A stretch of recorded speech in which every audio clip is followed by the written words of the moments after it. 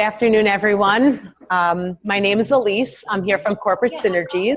Corporate Synergies is your broker consultant, and we work with New York Medical College, most closely with your Human Resources Department throughout the year to make sure that your benefit plans run smoothly.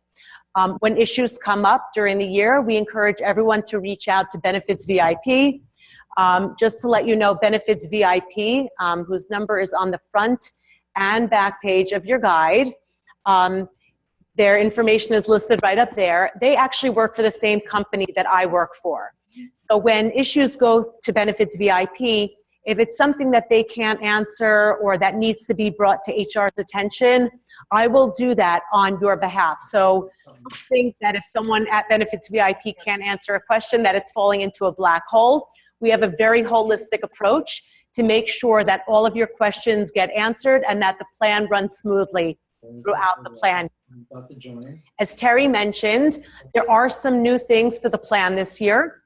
What I'm going to do is I'm going to go through the benefit guide one page at a time to make sure that we don't miss anything, that we're addressing all of the changes, everything that's staying the same, everything that will be new for this year.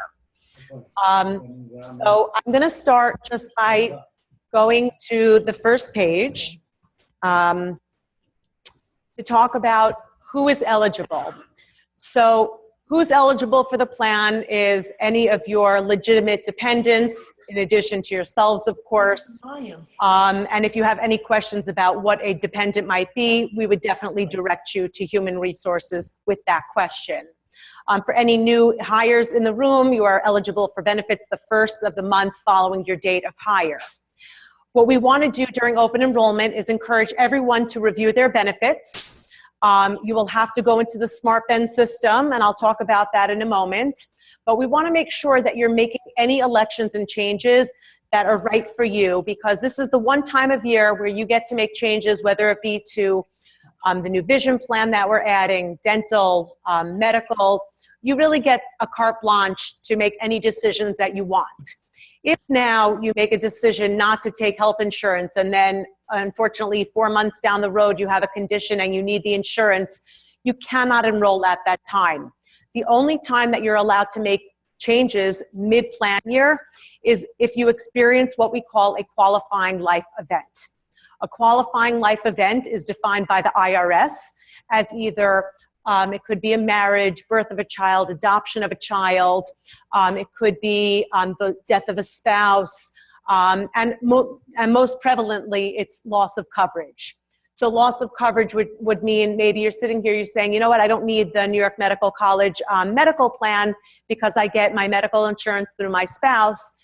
If your spouse were to lose his or her job, all you would do is within 30 days of that event, you would make sure to contact Peggy. Peggy would get you enrolled in the plan so that you would have coverage without any break between your old coverage and your new coverage. Okay. I'm going to go on to talk about SmartBen. So everyone will need to go on SmartBen to enroll in their benefits. SmartBen was introduced to everyone in January for your open enrollment in January. At the time you were on a calendar year plan. That was the last time you had an open enrollment on a calendar year basis. We will now be going forward to have enrollment on a July 1st. So to access SmartBen, everyone, just as a starting point, everyone's passwords will have been reset for this open enrollment period. So when you go on, your username is actually going to be your Toro 1 ID number. For anyone who does not know where to locate that, you can actually pull it off your pay stub, which can be located on the Toro the Toro 1 portal. I always say the banner system, but I don't think that's the right term. So what you're going to do is you'll use your Toro 1 number to get on as your username. And then for the password, everyone's going to have the same format for the password, which is going to be month, day, and year. And it's month, month, day, day, year, year. So even if you were born January 1st, it would be 0101 75, let's say. And then it would be the 2 first initials of your first name, the 2 first initials of your last name. So they have an example there. Judy Tester would be 050780 JUTE. please, once you go onto SmartBen, please change your password. There's a lot of information in here that is confidential. We don't want anyone to figure out what your password is. So as soon as you do go into SmartBen, we will request that you please change your SmartBen password and, of course, write it down somewhere where you can access it for the future. Urban medical centers, community hospitals, and if you do have any difficulty accessing SmartBen or, while you're on the system, you would please reach out to Benefits VIP. They can assist you with most questions regarding SmartBen. Thank you for holding. I'm going to talk about Empire. Empire will continue to be your medical provider. And the really exciting news that I get to bring to you all today is that you will continue to have the two plans that you currently have, which are your PPO and EPO plans, but we are also introducing a third option, a high deductible health plan. I'm going to get into the details of that in a few moments, but the great news again about this is that the rates are not changing. Your employee contributions are staying the same as they were changed to January 1st.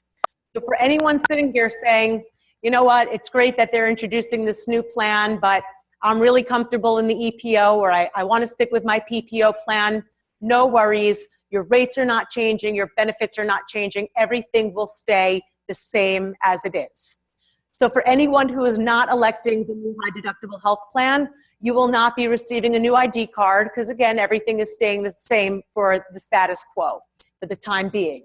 However, when we talk about the people who are joining the high deductible health plan, those employees obviously would get a new ID card because this plan operates very differently. So the information on the front of your current card, which says your copays are X and your prescription drug copays are Y, none of that will apply on the high deductible health plan. It will need to list the new information. Additionally, for anyone joining the high deductible health plan, whereas now your drugs are covered through CVS Caremark, and on the Empire high deductible plan will have their drugs covered through Empire and Express Scripts. Express Scripts is the mail order vendor and the drug vendor that Empire contracts with. I think there is. I'm worried to press it because if I press the wrong button, I'm going to go the wrong way. Okay, so first we'll talk about what's not changing. So you'll see up on the board we have a copy of your benefits for the PPO plan. Your PPO plan will continue to offer both in and out of network benefits. This plan is the only plan that does offer out of network benefits. So the EPO is obviously an in-network only plan, and the new high deductible health plan will also be offered on an in-network only basis. So on this plan, I'll just run through the details shortly again because nothing is changing. You've got your annual deductible of $400 for a person, $800 for a family, and that deductible does not apply to everything. So it's distinctly possible that in a given year, if you go to the doctor for preventive visits, if you go for certain other, maybe you're not feeling well, you might go for certain other sick visits to the doctor. It's very possible you will not meet that deductible, but it does apply to certain things, and I'll go through that. What I want everyone to remember is that on all three plans, preventive care is covered at 100%. Okay, so that means you're not paying for the lab work that's associated with your annual physical. You are not paying for a pap smear when you go to the gynecologist. You are not paying for your mammogram. If you ever go to your doctor for a well visit for your annual checkup and the doctor says before you even walk in, sometimes you'll walk in, the person at the front desk will say, can I please have your copay? You should not be paying a copay. There are times where something during the visit may prompt them to ask you to change the coding of the visit, which may end up meaning that you would have to pay a copay, but they wouldn't know that when you walk in the door. And what I mean by that is if, for example, you go to the doctor for a well visit, while you're there, the doctor's listening to your chest and says, you know what, Elise, I don't like the way you sound. I feel like you might have pneumonia or bronchitis. I need you to go for a chest x-ray. At that point, that visit is no longer being coded as a well visit. It's now being coded as a sick visit. So if that's the case, then when you walk out, they could potentially ask you for your copay because you were then there for a sick visit, not just a well visit. So there are nuances to that, but I do want to make sure that everyone advocates for themselves. If you're there for a well visit, do not let them take a copay up front. If you do ever have a problem, that's part of what Benefits VIP is there for. They're there to help you with any claims issues that you have. You know, definitely call them with anything regarding those types of issues. So moving on this plan, assuming you're not going for preventive services, you would have a $25 PCP copay, a $40 specialist copay.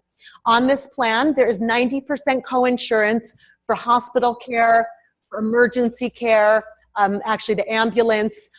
There's also 90% coinsurance for any mental health inpatient as well. That under the Mental Health Parity Act is treated exactly the same way as your regular non-mental health benefits.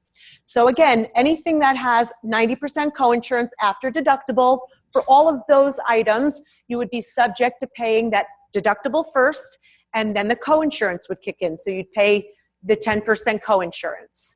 Now, the great thing on this plan is that you have an out-of-pocket maximum of $1,200 for an individual, $2,400 for a family, in addition to your annual deductible, which means that towards your medical care in a given year, you will never pay more than $1,600 as an individual or $3,200 as a family. You do have prescription drug copays that are treated differently, but this is just on a medical basis. What you would have to, that's the protection that you have. That's the most you would pay in a given year. So even with that 10% coinsurance, you have a ceiling that's there to protect you from having to pay much more, you know, than you could. So on the out-of-network piece, we've got a $900 deductible, $1,800 for family, and then you've got an out-of-pocket maximum of $3,600, $7,200, again, in addition to the deductibles. And the way this plan works is you have a 30% coinsurance. I always like to remind employees when we're talking about plans with out-of-network benefits, is that when it says that you're covered at 70%, what that means is that if your doctor, because the doctor on an out-of-network basis is not contracted with Empire, if your doctor chooses to charge you $2,000 for a procedure that the reasonable and customary is considered $1,000 for, you're going to be covered at 70% of the $1,000. Not only will you have to pay the coinsurance, you may also be balance billed for the remaining charge. So that's an important piece just to remember that that 70% that Empire is paying is not necessarily that 70% that your doctor is charging. Because there's nothing, you know, that doctor can charge whatever he wants since he or she is not a contracted physician. Okay, just going to the prescription drug. Again, the prescription drug will continue to be administered by CVS Caremark for the time being. There is no prescription drug deductible. You have copays of $15 for a generic drug, $35 for a preferred brand name drug, and $75 for a non-preferred brand name drug, which are usually those latest drugs out on the market. Okay. Do I have any questions? Yes. Yep.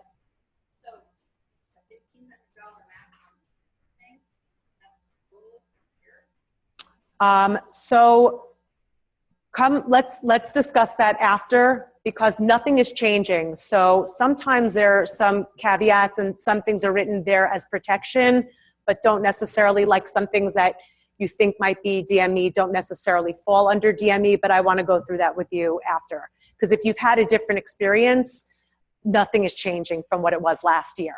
So. What is the current definition of activity? Because now what the hospitals are doing is they're getting for 24-hour observation. You're talking about as an outpatient. I'm getting billed. I mean, as far as I know, admitted means you go to the ER, for example, and if they admit you to the hospital, I don't care if they're calling it a 24-hour observation, that's admitted.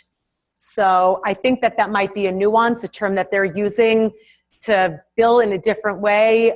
But as far as I know, that's considered being on an inpatient basis. So Yeah, yes.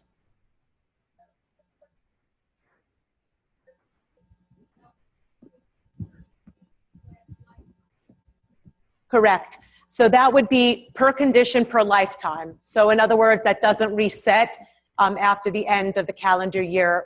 That would be one condition, you would get that many visits. Correct.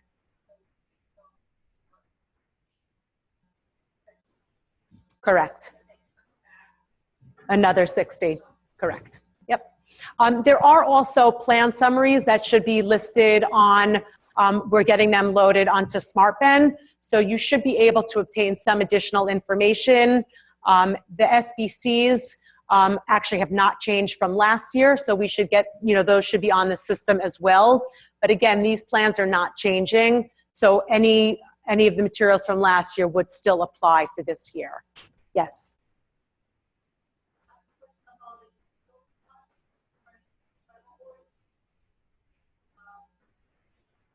Great.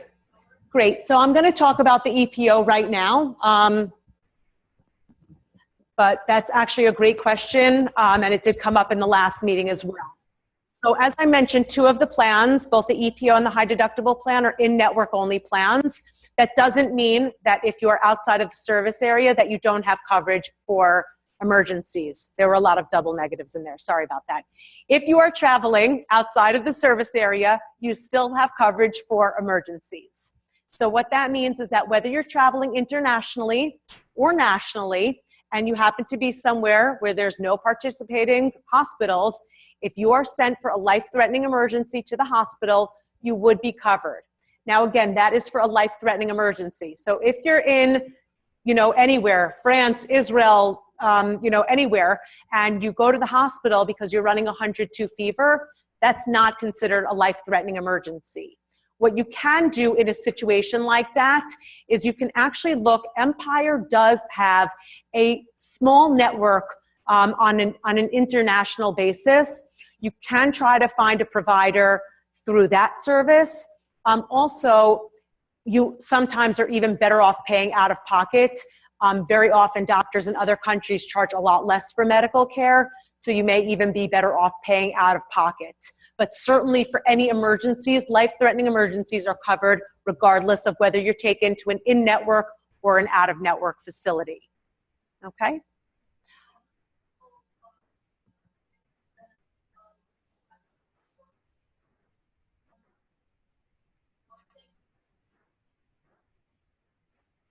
Medical transport overseas. Like to bring you back to the country is not covered. No.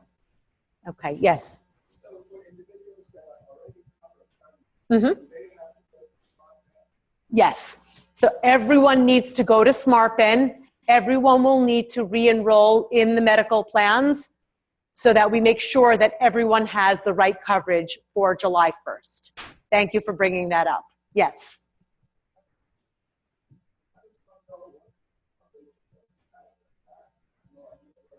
You don't know what type of plan you have? If you come down after the meeting and show me your medical card, I can tell you which plan you have. It's also listed on SmartBen. It will be pre-listed on SmartBen, but it's good to know anyway which medical plan you're on. It's always good to know whether you have out-of-network coverage, if you have an in-network deductible. So those are good things to know anyway. Let me just move on because we have a lot to get through with only an hour left. So we've got the Empire EPO plan, which is the in-network only plan that you've always had. This plan has no deductible, so different from the PPO. This one has 100% coverage for everything. However, you also have a much higher out-of-pocket maximum. So on the other plan, you're protected because you've got that lower out-of-pocket maximum of $1,200, and for a family, it was $2,400. On this plan, you have only copays, but your out-of-pocket maximum is much higher. So there are give and take to both plans. On this plan, you've got the same copays, $25 copay for your PCP visit, $40 for your specialist. Again, no payment at all for preventive care, assuming it's coded as preventive care. On this plan, Again, you'll see no charge for hospitalization, for lab services. So a lot of things have no charge, which, by the way, when we talk about the cap, you know, that out-of-pocket maximum being much higher on this plan, because there's no co-insurance and because the co-pays are so low, reaching that out-of-pocket maximum would be nearly impossible. So healthcare reform requires that we have an out-of-pocket maximum there for your protection. But even in a terribly catastrophic year, it would be near impossible to meet that limit because, again, everything has such a low copay on it. All right, on this one, you actually have a gym reimbursement benefit, which is only available on the EPO plan.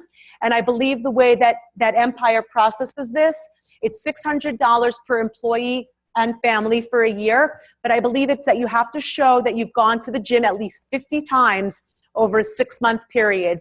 And then they'll reimburse you up to $300 for each 6-month period. Okay, so that's something great. I don't know if everyone knows that you have that benefit, but New York Medical College does have that available to you.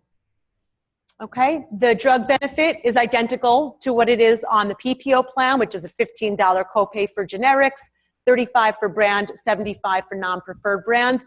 What I always like to point out to people with the generic copay is that very often your generic drugs will actually cost you less than the $15. So it really will be the lower cost of your drug or that $15 copay. So if your drug only costs $7.48, they're not going to charge you the full $15. Okay, do I have any questions? Yes.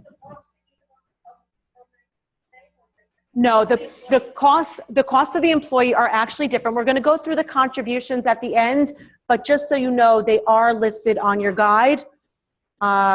Towards the end of the guide. I think it's like on page 22 or so. 20. Yeah, it's 20, page 20. Okay. So, yep, so we will get to that after. But yes, what you're paying from your paycheck is actually staying the same. So we're going to talk for a few minutes about the high deductible health plan. As I mentioned, this is a new in-network only plan that's being offered to New York Medical College employees. This is a really great plan for some people, not great for everyone. So I want to encourage everyone to take a look at it to see if it makes sense for you. If it does not, no one's pushing you into this plan. So it is there as an option, and there are some really nice perks to it, but it's definitely not for everyone.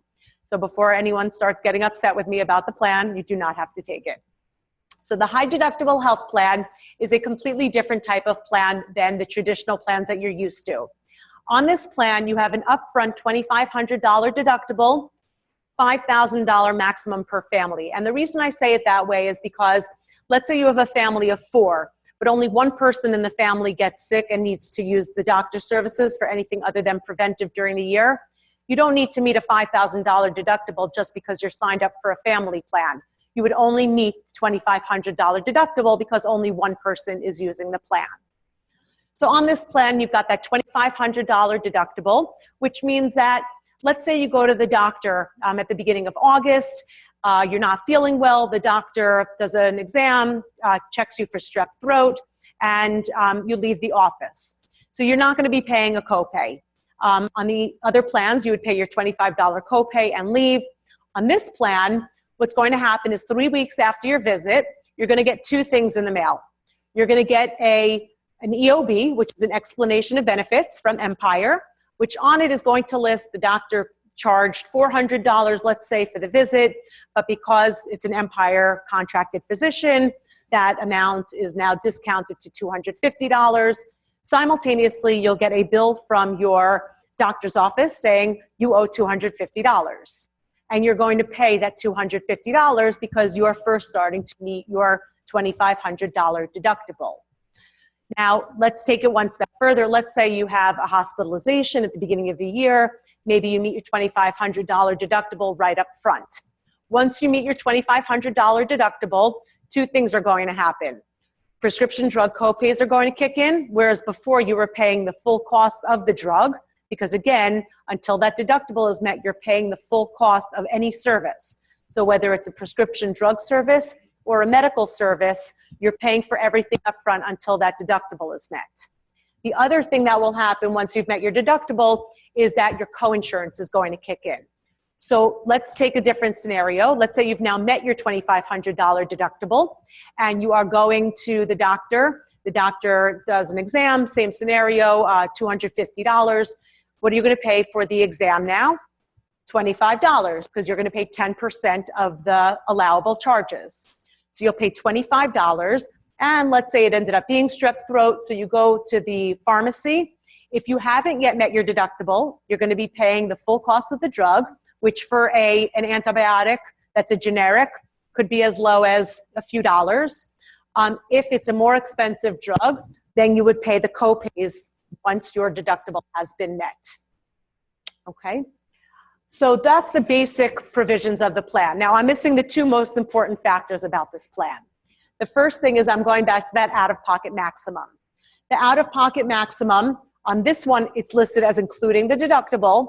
So $4,000 for an individual and a maximum of $8,000 per family is the most that anyone would ever pay out of pocket towards medical expenses on this plan.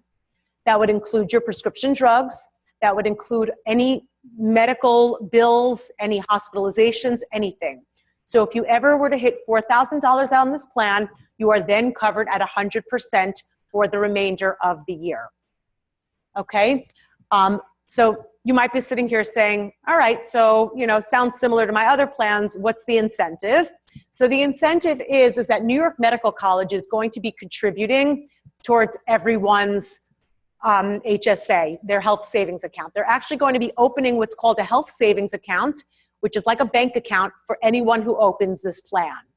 So a health savings account is where Toro is going to be putting in $1,250 for any individual taking this plan, $2,500 for anyone with employee plus one or more coverage. So in other words, if it's just two of you on the plan, they'll contribute $2,500. If you've got a family of six, they're going to contribute the same $2,500. Now, the reason for that is because the family maximum is, the same whether you're a family of two or a family of six. So under this scenario, you've got a bank account which is now opened for you by New York Medical College. And what's going to happen just from a logistical perspective is when you go into SmartBen, if you elect this plan, you're going to also, in addition to seeing the HSA there as an option, you're going to get to elect monies towards that HSA. Because according to the IRS, you can have a combined total of $3,350 per individual on this plan, and you can contribute combined total with New York Medical College of $6,750 for a family. So you're able to put a lot of pre-tax money into this account to help you cover any medical expenses that may be incurred on this plan. Now, the one thing I want to point out about the HSA contribution is that don't confuse it with an FSA, because an FSA, the healthcare FSA, and I'll talk about that a little bit more after, but a healthcare flex account is front-loaded to your card, which means that immediately at the beginning of the plan year, you're able to access all of those funds. On an HSA, you're only allowed to use the funds as they get deposited into your account. So New York Medical is not going to be front-loading your card with that money. The money is going to be coming into your account. We're determining in the next few days whether it's going to be on a monthly basis or on a per paycheck basis. But either way, it's not going to be all delivered to you at the beginning of the year. So in other words, if you go in July to a doctor's office, your $1,250 contribution from New York Medical will not be available to you in your account yet. It will eventually be there. So actually something that you can do on this plan is you can pay for it yourself with your regular credit card. You can then pay yourself back once the money is deposited into your HSA. So that's something that you have the flexibility of doing, but that money won't be there right at the beginning of the year. We have a question in the back, yeah.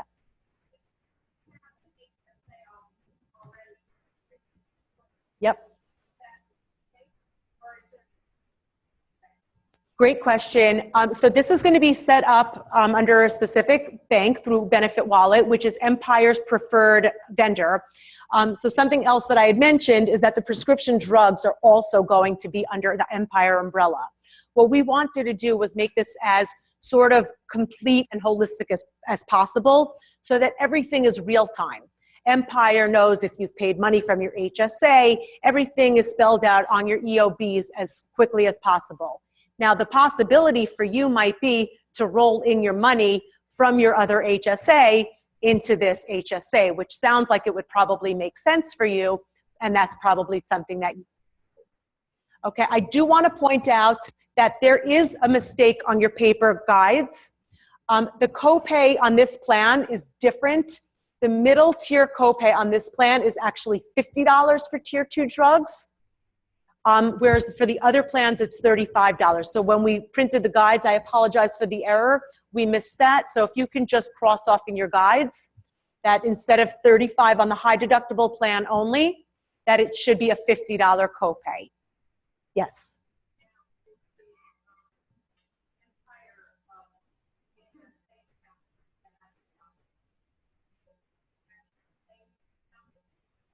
Yep, so if you have over $1,000 in your Benefit Wallet account, at that point you can invest the money, at which point it would be interest bearing. Until that point, it would not be. Okay, yes.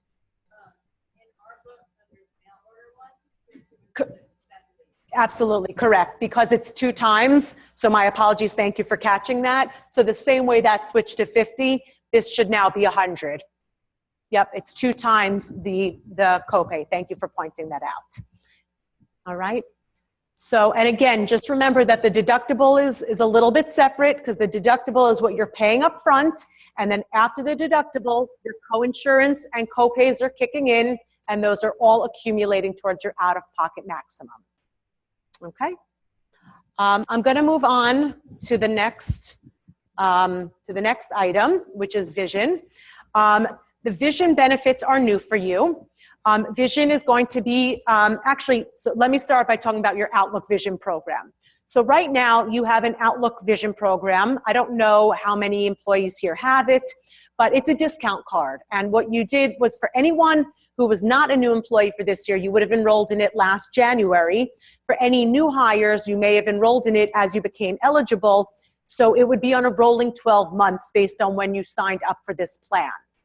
So under the Outlook Vision plan, you do have opportunities to get discounts. You can continue to use that plan, but you also have the opportunity for now to enroll in a much more comprehensive vision plan through VSP. So the VSP plan is nothing like the Outlook Vision plan. This is really a full-blown vision plan where you would have the opportunity, you pay your premium, your contribution rates are listed on page 21 also. I'll get to that after, but just so you have a gauge of what the numbers are, the VSP plan is $6.25 per paycheck for an employee, and then for anyone on Employee Plus One or family coverage, it's $13.44 per paycheck. So on the VSP plan, you can use either in-network or out-of-network benefits. If you choose to get your exam on an in-network basis, you would pay a $20 copay, and then you have the opportunity once every 12 months to get new lenses, new frames, and your eye exam. So if you choose to use out-of-network benefits, the way it would work is instead of having flat copays for everything, you actually just get reimbursed up to certain amounts. So someone asked the question in an earlier meeting, and I thought it was a good question, so I'll go over the information. The person said, well, I go to an ophthalmologist for my eye exam, and they just give me my prescription. So for anyone with a medical condition, or for anyone who chooses to go to an ophthalmologist, you can self-refer, of course. There are no referrals needed in any of your medical plans. You can absolutely go to an ophthalmologist, have your eye exam done there, and then just take your prescription to get your actual glasses from a VSP provider. However, if you have no medical conditions that require you to see an ophthalmologist, you can then choose to go see a vision provider on the VSP plan or a regular optician or optometrist who can do your exam, both in or out of network, and then get your glasses through them. Okay. So again, everything's listed here. If, if you have more expensive glasses or progressive lenses, everything is covered at a discount. So, I work with someone who actually says that her glasses cost about $700. And with her VSP plan, she actually ends up, the cost comes down to $300.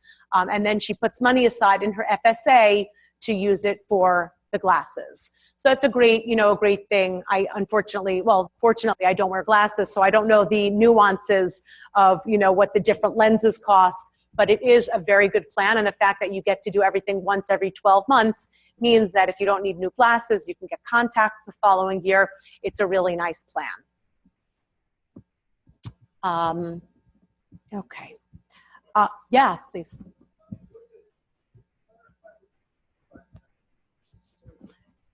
I can't actually clarify what that means. I am under the impression that medically necessary, well, do we have someone who's going to answer that for me? Oh, you have another question? I assume that it means that if you're changing the color of your eyes electively, but there's also something, elective contact lenses are also listed. So I don't know if there are certain conditions that they consider medically necessary and others that are considered elective. But we can definitely check on that. There's also more comprehensive information on the VSP plan that's available online. And with a question like that, I would also encourage you to ask, call Benefits VIP to ask. But we can definitely check into that. That's something that I should know. We have another question in the back. Oh, I answered it really well. I didn't even know the answer. Okay. So now I'm going to move on to some benefits that are not changing for you. You've got 2 dental plans. Again, not changing neither the rates nor the benefits. You've got a dental assistance plan, which has a totally different schedule of benefits than the dental enhanced plan. So things are sort of listed in a little bit of a different way.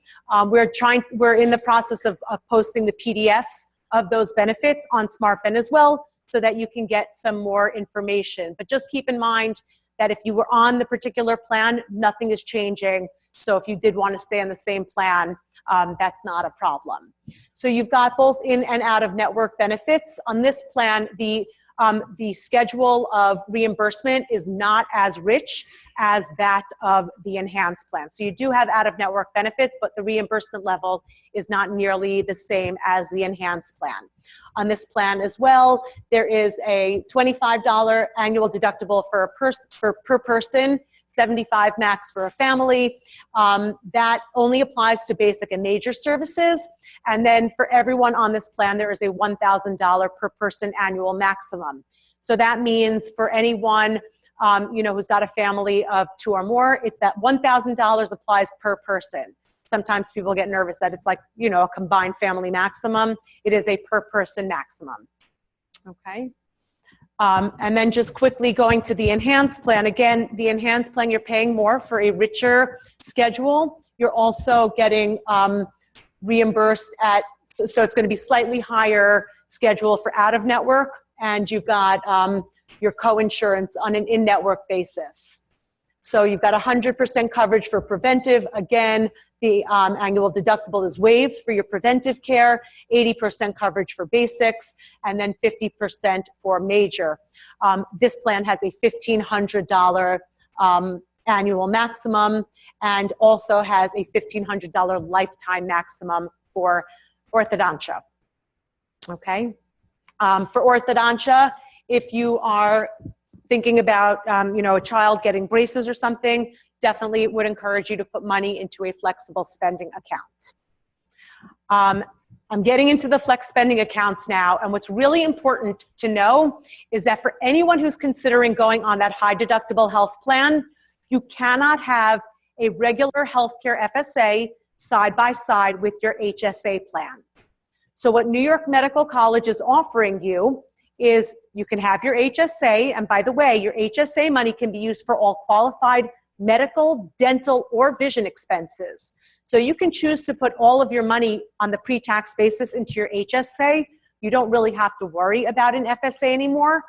But if you did want to continue using an FSA, you can put money into what's called a limited purpose FSA. So the limited purpose FSA enables anyone on that HSA plan to put up to $2,550 into a pre-tax account for dental and vision services only. So again, that general healthcare FSA, that old school one, is there for anyone not on the HSA. So anyone who's just going to stay with their EPO or PPO, you can put up to $2,550 on a pre-tax basis into your regular healthcare FSA. And for anyone on that HSA plan, though, you do have the opportunity of putting $2,550 for dental or vision only into a limited purpose FSA. I want to point out that right now your plans are through Connexus. Connexus is the group that currently administers your FSA plans. That is ending for this year, and starting July 1st, we are moving over to BRI, or Benefit Resource. Benefit Resource happens to handle Toros. They've had a great experience with them. Corporate Synergies actually uses them as well, and I've had very positive experiences with them also. And what we hope will be a better thing for you, is someone was saying in the last meeting that he gets requested for a lot of substantiation. I don't know if anyone, yes, I got some shakes in the, I find actually with BRI, with Toro and with my company as well, since BRI has our plan summaries and will have yours as well, they know that for $25 and $40 copays that you're just going to the doctor. They will request substantiation from visits like eyeglass store, dental, dermatology possibly, because they want to make sure you're doing everything that's, you know, medically necessary and not Botox or teeth whitening. But for the most part, we've had a very positive experience with them not over asking for substantiation. So let me just give you a little bit of the background, because right now your accounts with Connexus, you're able to roll over $250 from your Connexus account for this year into next year, right? Shake heads, thank you. Okay, so for anyone who is rolling over up to that $250, what's going to happen is you have a 90-day claim submission period, which means that you can, you have until the end of September to act, right? July, August, September. You've got 3 months or 90 days to provide Connexus with any, it would be for any dates of service through June 30th. If, for example, you went to the dentist on June 20th and you never submitted your receipt for that and you want to be paid back, you can do any of that. You've got 90 days to submit any of the claims incurred through June 30th. At that point, what Connexus is going to do is they're going to take a month, they're going to freeze any of your monies, and then they're going to make sure that anyone who has rollover money, it will be available to you as of the beginning of November probably, because it will probably take them a month to get this all settled, and then that money will be transferred over to BRI. So any of your rollover funds will be frozen for that amount of time, okay? Going forward for this year, so you're moving over to BRI, at which point, let's say you're putting $1,000 in your FSA starting July 1st. That money will be front-loaded to your FSA card through BRI on July 1st. So you'll be able to use that new money right away. And then you might see your balance, if you have a balance from Connexus, that's going to roll over to you in November. Okay? Yeah. Correct. This is for a full year that we're talking about now. That was a provision only because we were moving. And then at the end of, so now for June 30th of 2017, I want to just, this is, far off, but I want to just let everyone know that 90 days claim submission period is going to be shortened to 60 days. A lot of this can be done through your Beneversal card. You'll get a card in the mail through BRI. It's going to be called a Beneversal card. It's going to be, a card that can be as a debit card. So that will be, you'll receive that, as soon as you register for BRI. They're going to send you 2 cards, and that's going to hold all of your monies on your healthcare or limited purpose FSA, as well as any money for your commuter benefits. So if anyone gets commuter benefit money on a pre-tax basis, I'll talk about that momentarily, but all of that money will be held on your BRI card. Okay? That was a lot. Does anyone have any questions on that? Okay, so I'm good. Yeah. Yes, absolutely. Yep. Yep, and that you're still in the plan year, so there should be no issue with that at all. Yep. Okay, go for it.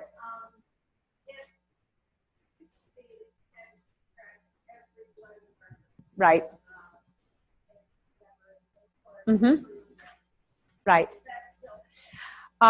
Okay, so it's a great question. You know, the HSA is an IRS account the same way an FSA is, which means that if there's ever, you know, a question about anything, you could very well be, asked to provide substantiation. Now, I don't know how seamless it is because Benefit Wallet and Empire work together. Is there, Rooney? Okay, so we are saying that you need to keep documentation. Now, on the Empire website, you can access all of your EOBs. So everything, I think it's actually dating back for at least 2 years, can be found on there. So you shouldn't really need to print out or keep paper copies, but you should have access to all of them because on this plan, you will need to keep track. Yep, absolutely. Or just keep them, you know, you have access to them on the Empire Blue website. All right. Yeah. Questions? Sure. Yeah.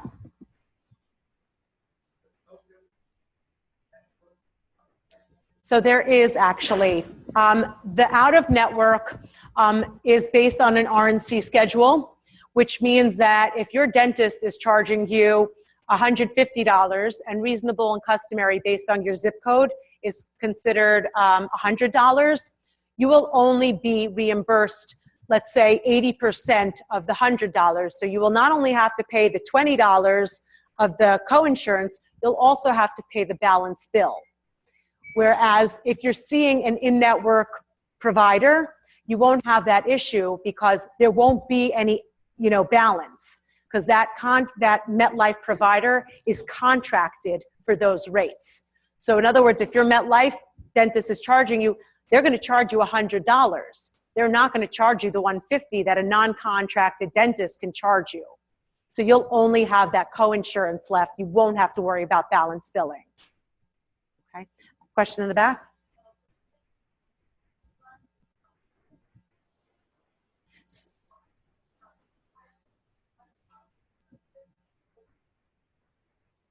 Right, so I think typically on a dental plan, I believe that you're covered once a year for x-rays. I think it's 2 cleanings a year and 1 set of x-rays a year, but I don't know, I don't know the details about what you're asking. So if you want to come over after and we can try to, you know, speak about that in more detail.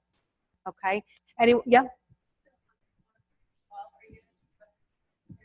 Yes, yes.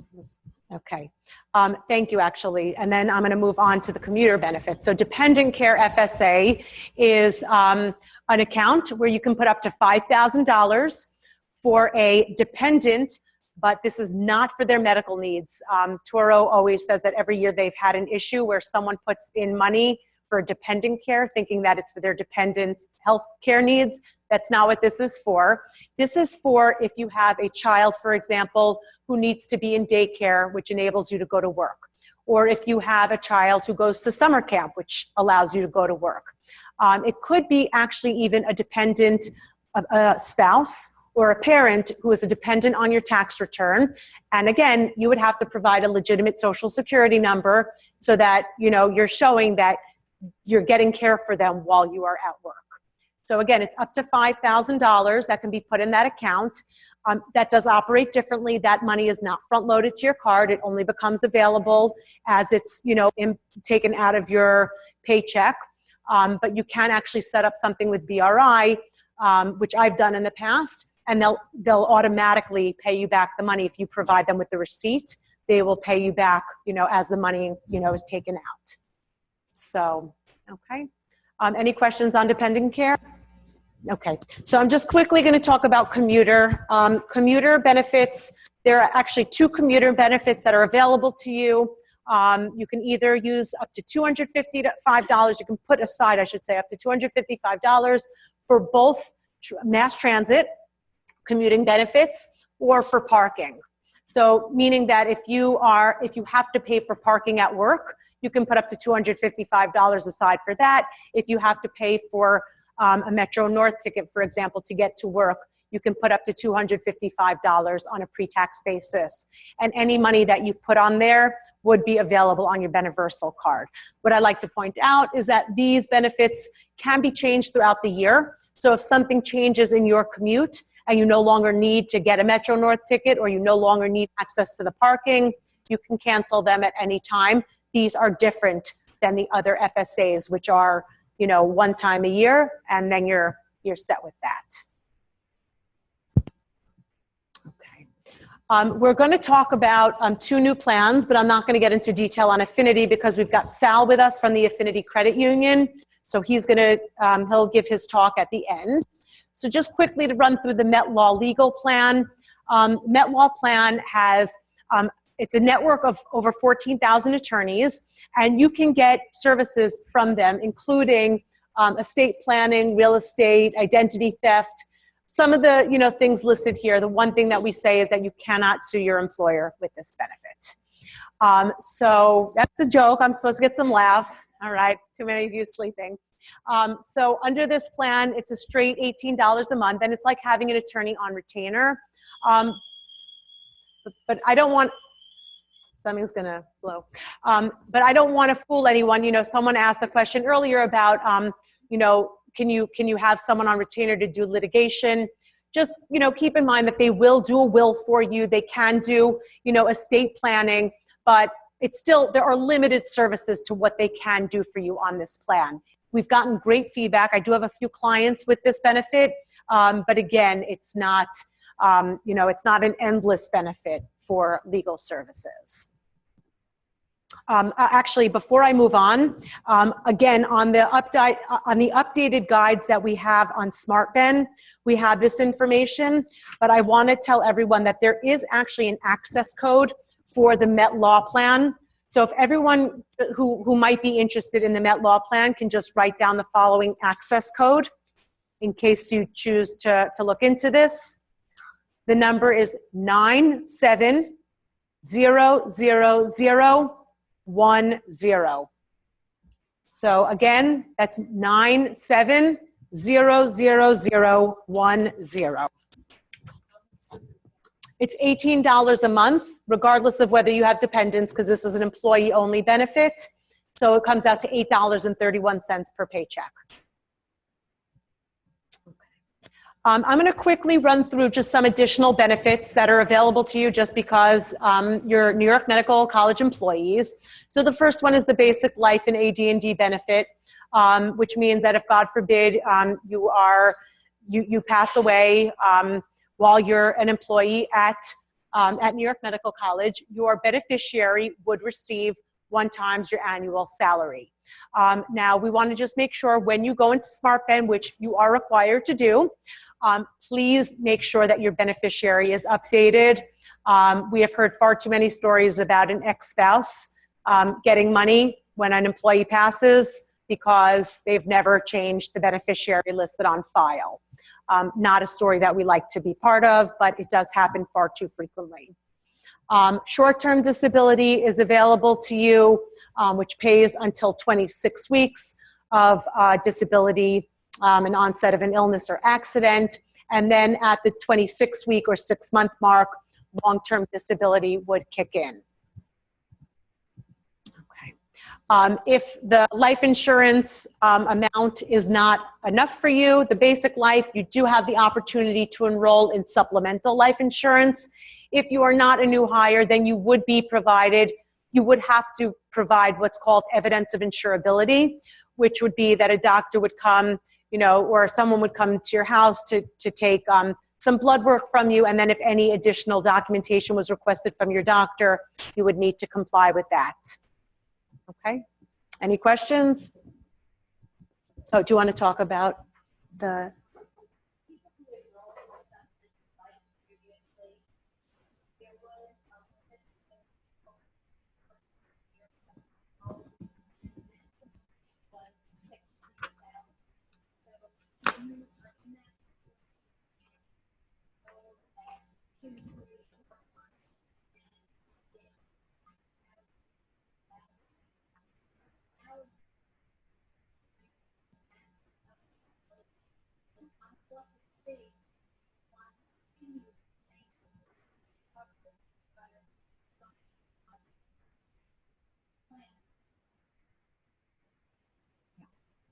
All right, thank you, Terry. So additionally, you can also get supplemental long-term disability, as well as there's a personal accident insurance that's available to you also. So AFLAC, we have Mark Heimberg here who's going to go through the AFLAC benefits. So the last thing that I really have to discuss is the Magellan Employee Assistance Program, which is really a great benefit. Terry actually gave a little bit of some additional information earlier. You can actually get up to 6 face-to-face visits with someone if you're going through any type of stress or crisis, whatever it might be, anything that you feel that you want to talk to someone about. You have 6 consultations with someone from Magellan. This is a service that's paid for through, New York Medical pays for this anyway. It is completely confidential. We would have no idea if you'd gone to see anyone there. If you need to go past the 6 visits, then they would actually, they could refer you to someone through the Empire Network. We find that these benefits are often underutilized, but they're really a great resource to employees. So we just like to review it at open enrollment because, again, it's there, it's being paid for on your behalf. So if you can use it, definitely we would encourage you to use it. Am I missing anything on that, or? Yeah, please. Right.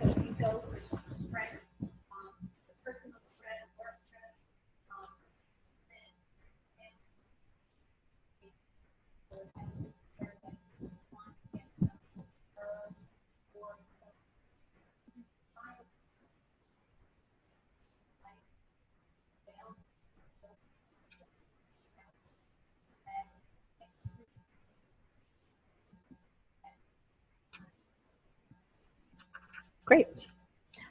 So then the last page that we have here is the employee contribution page. What you'll notice is that for anyone who ever checks their paycheck, that the amounts listed for the EPO and PPO are identical to what would be taken out of your paycheck. And you'll see that the cost for the high deductible health plan is less expensive. And you also have the HSA funding that's listed at the bottom of the page. What we would request that everyone do is please, I think July 22nd is going to be that first paycheck that will reflect your new benefits. So just make sure that everything that you signed up for on SmartBen reflected in your paycheck.